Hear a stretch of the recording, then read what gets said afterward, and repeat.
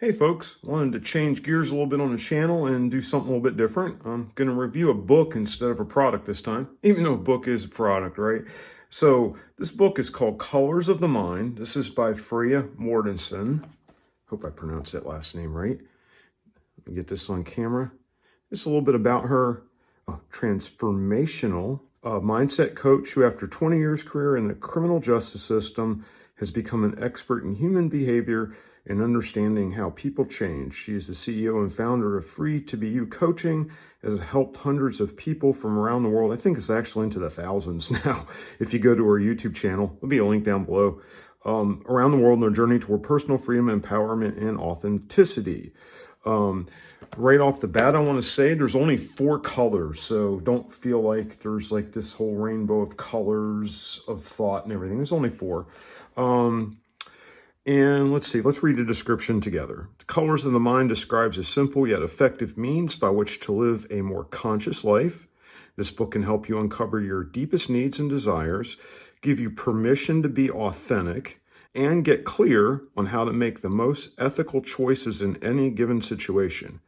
Living a conscious life means freeing yourself from unconscious habits and beliefs that limit your potential. Habits, behaviors, and emotions that have been instilled in you since childhood can be unlearned. No one is stopping you from making these changes except yourself. Now you can uncover your personal blind spots and can come to terms with who you really are, cultivating authenticity so you can live a more fulfilling life. Well, that sounds really promising and it sounds pretty good. I'm on my second read of this book now. I wanted to give it another read so that I could speak to it. And I'm going to pause and stop and read chapters and kind of summarize. But okay, in the introduction, she reviews how in her 20 years as a parole and probation officer in Ontario, Canada, she led a team of people as well. She did educational things. And for 3 years, they sent her to a special new program that was more like the soft skills, the conscious awareness that, she spoke of in the back of the book. And she talks about being authentic. If you watch her channel at all, she talks about being an empath and kind of the irony of being an empath, but yet working in the criminal justice system. So, I found it fascinating that, she worked for an organization that typically we would view as hard and rigid, but they explored these soft skills. Unfortunately, it said after the 3 years, funding went away and some high-level representatives said that they felt they were turning these people into social workers and therapists rather than parole and probation officers. I think that's actually kind of sad when you look at it, because people in those bad circumstances probably need that kind of help. So anyways, and then, she goes on to say as the big 2020 event happened, it's kind of funny, 2020 hindsight, but a lot of us at that time had a little more time to reflect and ask ourselves where the directions of our lives are headed in, and are we serving others, are we serving ourselves, and all that good stuff. So anyways, on to the book. She outlined in the introduction that her approach is very straightforward, kind of direct and to the point. If you don't like that, I use the analogy, a drive to the airport. Do you want to take the shortcut to the airport, or do you want to take the long way to the airport? Me, I kind of like the direct drive to the airport. I want to get on my flight and get where I'm going as quick as possible. I'll do my scenery viewing when I'm not paying somebody else to drive me there. But anyway, so she gets direct to the point. I kind of compare this to like a military field manual. Anyone familiar with like the field expedient guide to survival and things like that? You cut straight to the chase, get to the point, give me the bulleted things that I actually need to accomplish the task at hand. I think that's why this book sort of resonates with me. I do like that style. As we go into the beginning of the book, she talks about beliefs. She talks about how they're formed. She quotes something I find interesting that we've heard before, more or less, that most of your core foundational beliefs are established by the age of 7. Someone said 4 before, I think, but I can think 7. I think if all of us think back to our childhood, from as far back as we can remember to age 7, we can think of quite a few events that might have left a permanent mark upon us and that possibly could form our beliefs. She talks a lot about automatic thoughts. If you tend to maybe be a negative person, how you have all these automatic negative thoughts that seem to attach to lots of situations. And then that, of course, colors your viewpoint of the world and how you perceive and ultimately the reality you experience, I have an analogy. Let me go grab it. So my analogy is we all view reality from our own perspective. No one else sees the world through your eyes, through your brain, but you. And your perspective is unique to you. And everything that's kind of happened to you in your life forms those core beliefs that you view the world through that lens. One example might be the color of the sky. I might see the color of the sky as a certain shade blue. You might disagree with me and see it as a different shade. And someone, who knows, may not be capable of even seeing color at all. And they don't even understand what a blue sky is. So but the thing that remains, the sky is still there. The sky doesn't care what color we think it is. It exists and it just is. So again, individual view of reality. She kind of talks about that. And then that leads into the colors, of which I said there's only 4 of. And the 4 colors are really, I think it's a simpler way of getting around about to what a Myers-Briggs test would do without all of the questions and answers and knowing what each of the initials stand for and that sort of thing. You can kind of look at those 4 personality traits of colors. It allows you to see where you fit. It allows you to maybe gain better insight into those around you and where they fit. And then what that enables you to do is kind of look at the dynamic of your relationship, not only with yourself, but with other people around you. And then maybe even take pause and reflect on how your viewpoint and the color that you are is projecting your reality with them and how you see it. That's a little deep maybe, but I think if you're going to go down this path of self-help, self-exploration, it's kind of necessary. In the beginning of the 4 Mindsets, she put a quote by Einstein that kind of caught my attention that is definitely worth repeating, I think. It says, "The world as we have created it is a process of our thinking. It cannot be changed without changing our thinking." So I underlined we and our. I think this is more relevant now than ever. There are some books that talk about a collective mindset, a collective belief system that we all subscribe to. We see a lot of that these days. And the only way we can change it on the grassroots level is for each of us to change our own thinking. Similar theme, anybody familiar with the laws of attraction, the book, The Secret, all that kind of stuff, it kind of says basically you create the world that you live in, and don't get me wrong. I totally understand there's outside circumstances that are directly affecting you. But for many of us, can we not admit that maybe we create our own personal hell a lot of times? We blow things up into maybe more than what they have to be. And if that's not you, man, you're awesome. Go forth. But for some of us, we might have a little bit of work to do here. I think it's accumulation of society, from established learning patterns, from things as being set up the way they are. We don't live in a world that teaches this sort of thing at an early school level, which might be a good thing for somebody to consider. So when she gets into the separate colors, she gives, again, she's very analogy driven, which tends to work for me. I've talked to some people that have said they can't stand analogies. So if you can't stand analogies, this might not be the book for you. But I connected with it because I like analogies.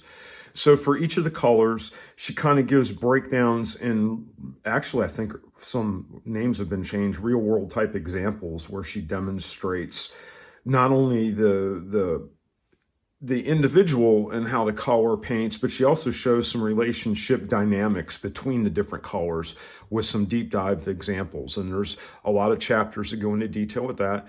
And I think the purpose was just to give the reader some examples that maybe they could connect and relate to, that might help steer them to figure this out. Because, you know, it isn't a Myers-Briggs test where you're answering a bunch of questions. So you look at these colors, and I admit some of them are like, especially, well, I'll name one. The red one is a little uncomfortable.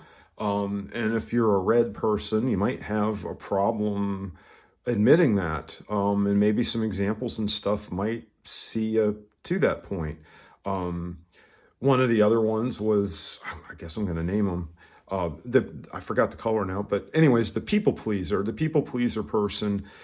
If you're that kind of person, you know, there's a lot of things that can go on in your personality, because you're always bending over backwards for everybody. At some point, you're going to hit some anger. You're going to feel resentment towards others because you feel like you're being taken advantage of. But when somebody comes to you and says, you're doing this to yourself because you haven't set boundaries, sometimes that's a hard pill to swallow.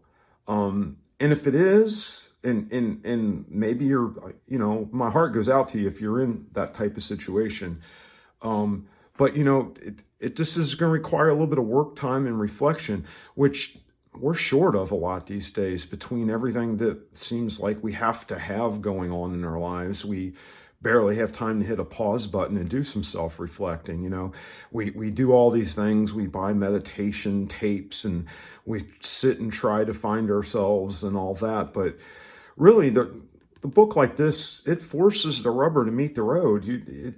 It's kind of I think maybe what she's doing is doing like a mirroring situation with the four colors to kind of force you to look at it. When you look at them, I think the one that stings you the worst might be the one that you are. And then, you know, I think you also need to be watchful too of the finger pointing, because as you read this, you're going to want to group people you know into one of those colors and go, you know, that's the problem with that person, and that's the problem with this person. But again, you know, the sky's the sky. It just is. You can't change the other people, but it definitely helps you to understand other people better. I think that's going to help you in all dynamics of your relationship and interacting with others. And, you know, to be clear, I see the thought patterns in my head by, you know, some people familiar with Eckhart Tolle, some of his work about, you know, self-awareness, being present. You know what this means? Are you watching the thoughts that go on automatically in your head? Because if you don't act as a traffic cop or a hall monitor to that stuff, it'll run rampant. I forgot how many thousands of thoughts we think a day. She said in here, it's insane. And a lot of it's automatic. And again, as I'm saying, we don't realize it.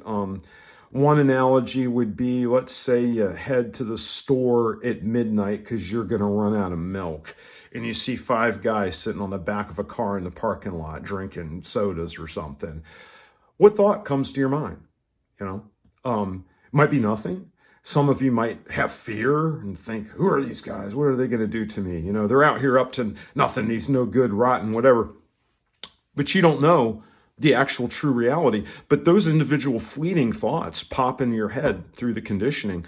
For all you know, they could have been doing work at a soup kitchen all night, and now they're done and they really needed a break and just want to relax with some soft drinks in the parking lot and talk about their day. You don't know. And media, news, all that stuff keeps funneling a lot of negativity. And I think a lot of that clickbait is relying on your negative thoughts, that you keep feeding that, and it creates that endorphin boost or whatever it is in your brain that gives you that satisfaction, kind of like being addicted to social media almost. Your mind just goes into this automatic mode. Anyhow, I don't want to get too long into that.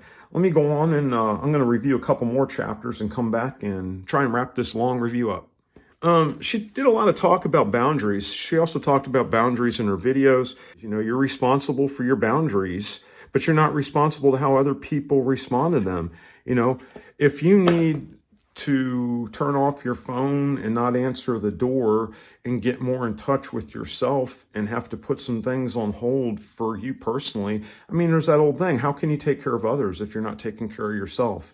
If your own mental well-being is not set straight, how can you present your best self to everyone else? I mean, it's really kind of simple. So boundaries was a big thing in here. Again, a lot of case examples and those sorts of things. Again, this book isn't that thick. Let's see how many pages it is. It is 171 pages.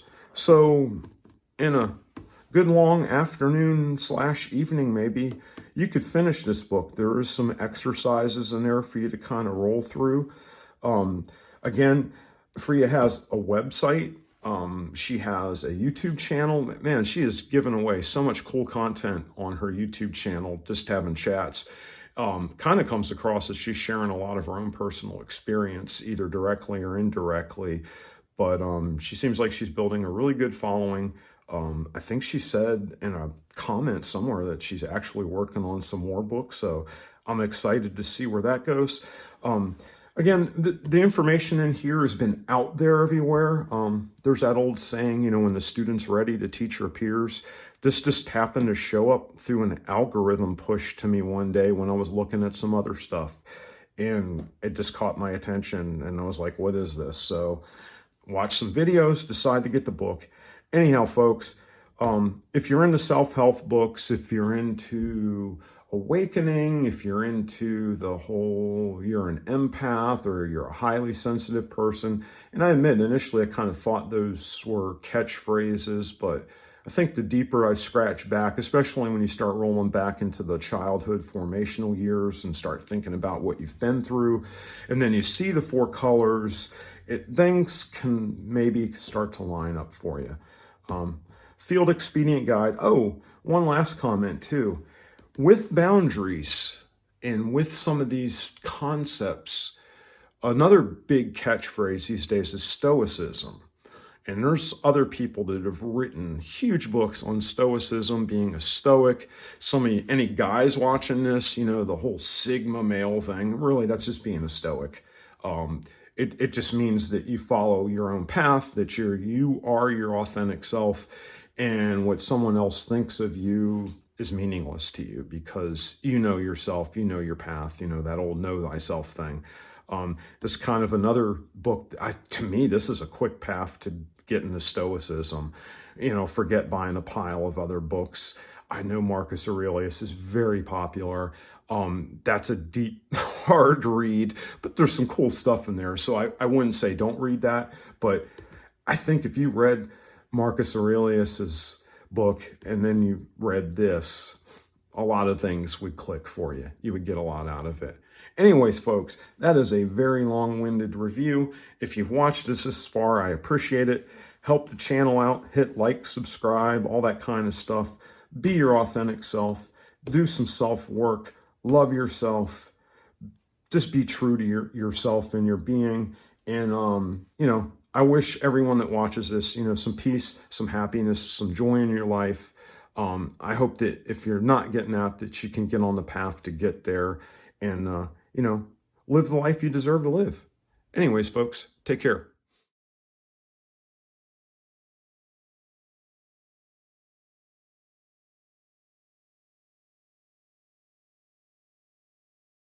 Pension. Today is not my speaking day. I'm going to have to do an outtakes at the end of this, maybe. She's a transformational, say that 5 times fast, and get clear. She put a quote in the front of the 4 mindsets that really jumped out at me.